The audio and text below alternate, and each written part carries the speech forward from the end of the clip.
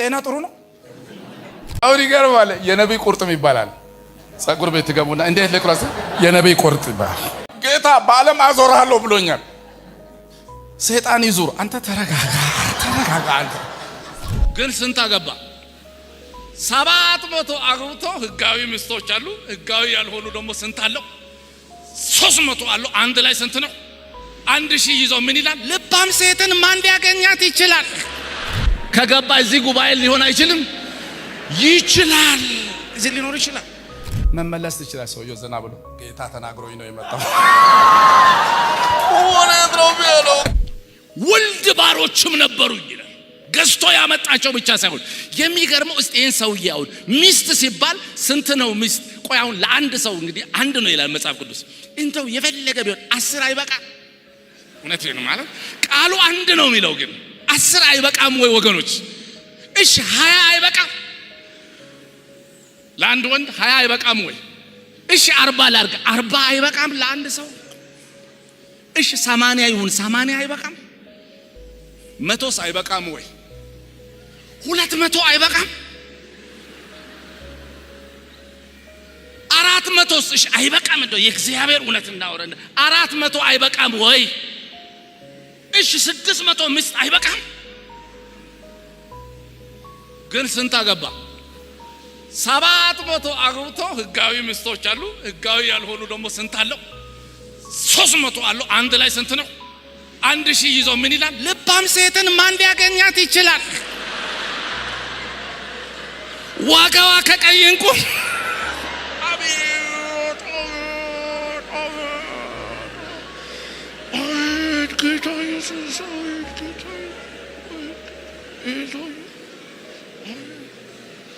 ወገኖች እውነት እናውራ ካልን እንደው እውነት እናውራ ካልን የእውነት እስቲ እናውራ በእውነት 1000 ሚስት ያለው ሰው እንደው በየቀኑ አዳዲስ እንደው ሴት ቢያስተናግድ ወረፋው በስንት ዓመት ነው የሚደርሰው?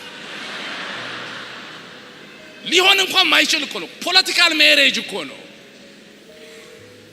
አንቺ ስንተኛ ሚስት ነኝ? እኔ 424ኛ። አንቺ ስንት? ኧረ አንቺ በጣም ኋላ ነች። እኔ 194ኛ።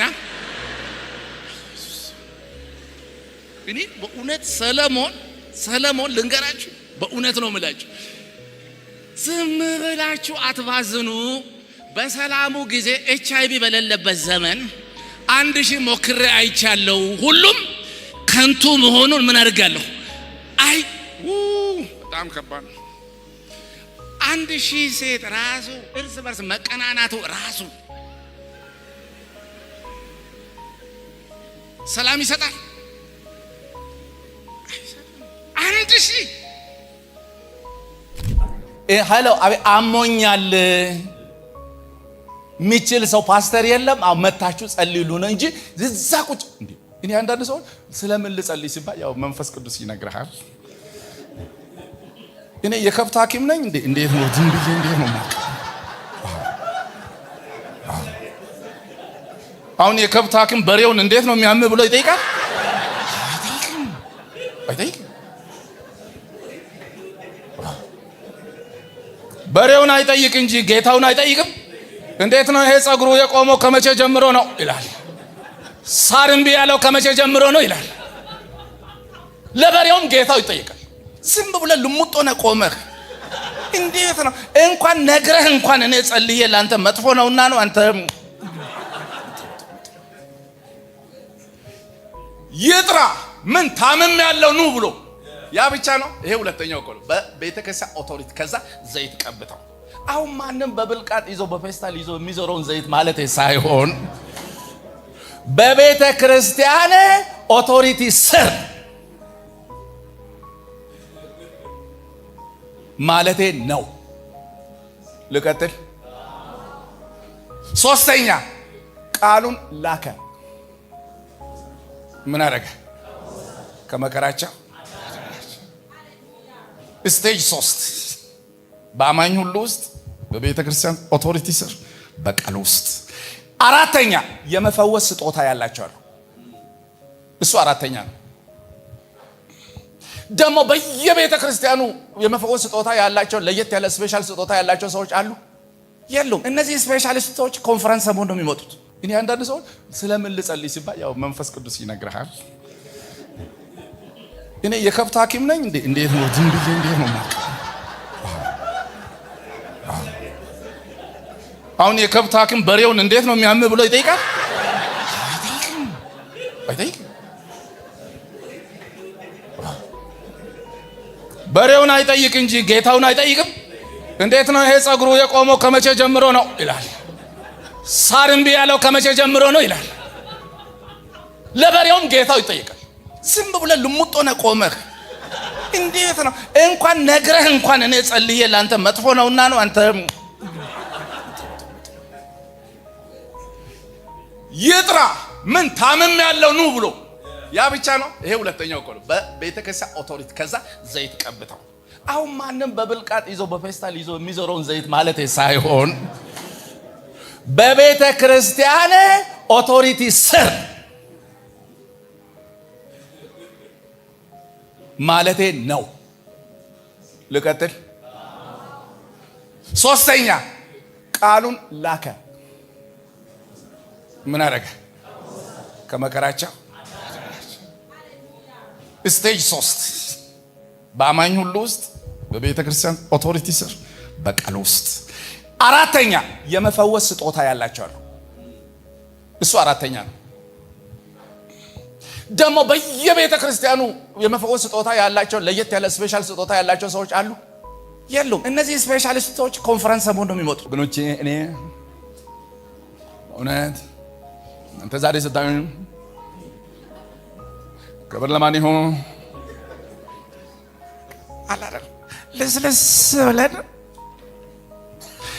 የራሳችንን ፒክቸር በሰው ልብና አእምሮ ለመሳል ጥረት እናደርጋለን። ግን ያልተቀበልነው ምንድን ነው? ኢየሱስን የመሰለ ጌታ አግኝቶ ባሪያ መሆን ራሱ ውርደት ነው።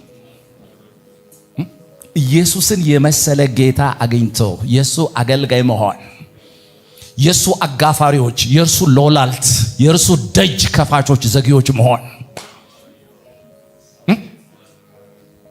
እናንተ ሸክማችሁ የከበደ ሁሉ ኑ ካለ በኋላ ዘና ብሎ ውጡ አይልም።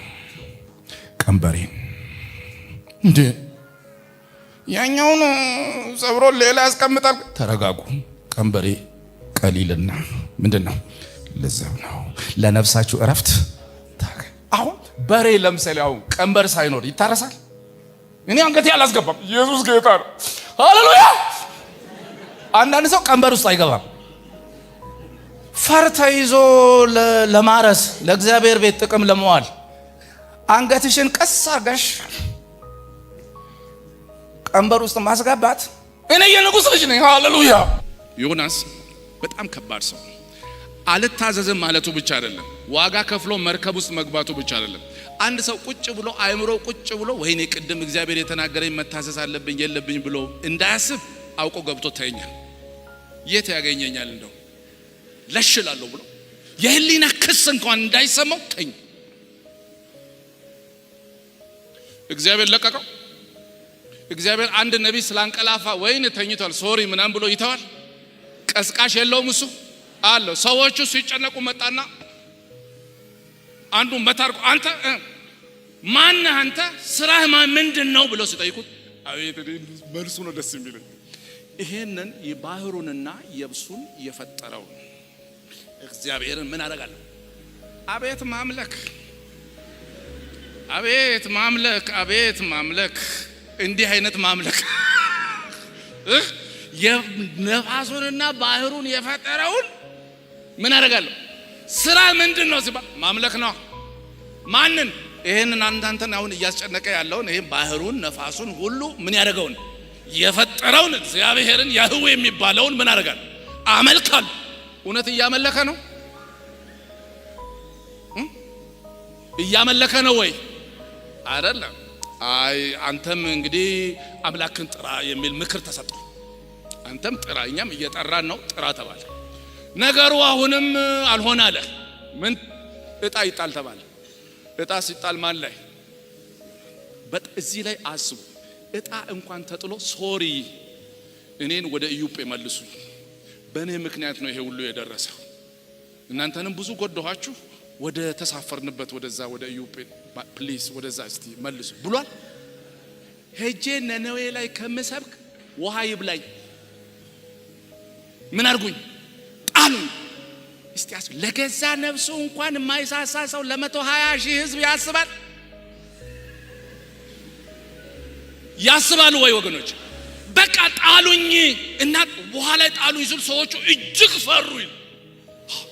ምን ጉዳዩን ከማብራራት ይልቅ ጥፋት ወይም አለብኝ ወይ እጣ ልክ ነው ልክ አይደለም ከማለት ይልቅ እንዴት ራሱን ውሃ ላይ ሊወረውር ይፈልግ? ከዛ ብቻ እየፈሩም አልቀረለትም። አንስተው በቃ ሳንቀላፋም እምቢ አለኝ። አሁን ጭራሽ የት ገባለሁ?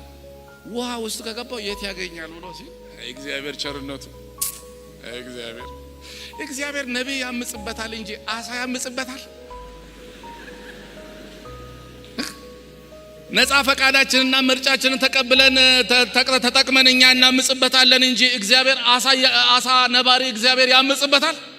አያምጽ። በፊት እሱ እምቢ ሲል ነፋስና ባህሩን የፈጠረውን የተባለውን ያንን ነፋስና ባህር የምስራቁን ነፋስ ምን አደረገ? አዘዘ።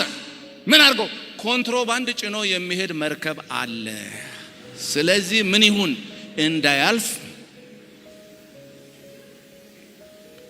ነፋሱን ካዘዘ በኋላ አሳውን ደግሞ በሉ በአስቸኳይ ይሄ ሰው ዋና የሚችልም አይመስልም ቶሎ ምን አድርጉት ተቀበሉት። እግዚአብሔር ስሙ የተባረከ ነው። ደስ የሚለኝ በእውነት አሳው መቼም ዌልካም ብሎ ተቀብሎ ወደ ውስጠኛው ሆድ ውስጥ ሲያስገባው ኦክሲጅን አለ፣ እንደ ልብ አለ፣ ብርሃን አለ የለም። ውስጥ እንደው ፈሳሽ ነገር ውሃ ውስጥ ካለ እንስሳ ውስጥ ይጠፋል። ግን የሚገርመው ደግሞ ለዮናስ ምርጥ ወደ እግዚአብሔር መመለሻ ቦታ የት ነው? እዛ ውስጥ ነው። አቤቱ ከሲኦል ሆድ ውስጥ ሆኜ ወደ አንተ እጮሃለሁ።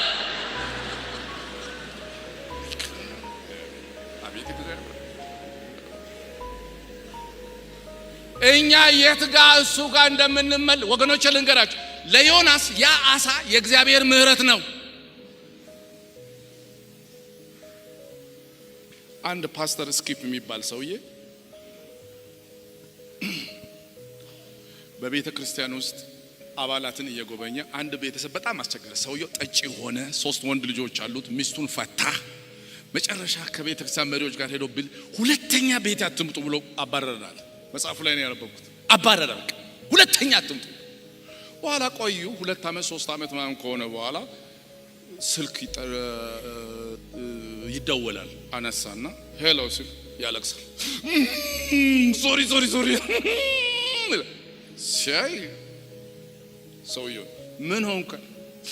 ፓስተር ይቅርታ፣ እንዴት መሰለው ልጄ ጠጥተን ሰክረን ሜዳ ላይ በወደቅንበት ኃይለኛ እባብ ነድፎት አሁን በከፍተኛ በቃ አስፈሪ ሁኔታ ስላለ ሐኪሙ ፓስተሩ ካለ መጥቶ ንስሐ ያስገባው ብሏል። ፕሊዝ ሲባል መሪዎችን ይዞ ሄደ። ሲሄድ እዛ ሆስፒታል አስፈቅዶ ሲገቡ እያለቀሱ ነው ሁሉ።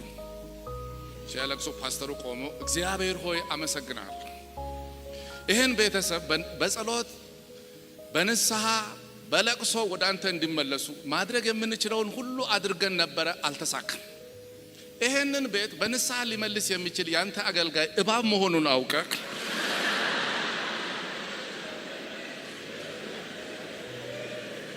ስለላከው ስለዚህ አገልጋይ አመሰግናለሁ። አሁንም ወፈር ያለ ካለ ለዚህ ሰውዬ ላክለት።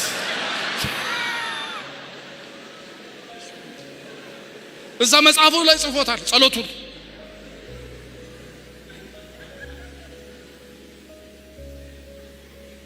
አንዳንድ ሰዎች በትህትና በቅንነት እንደዚህ ስትነግሯቸው አይመለሱም።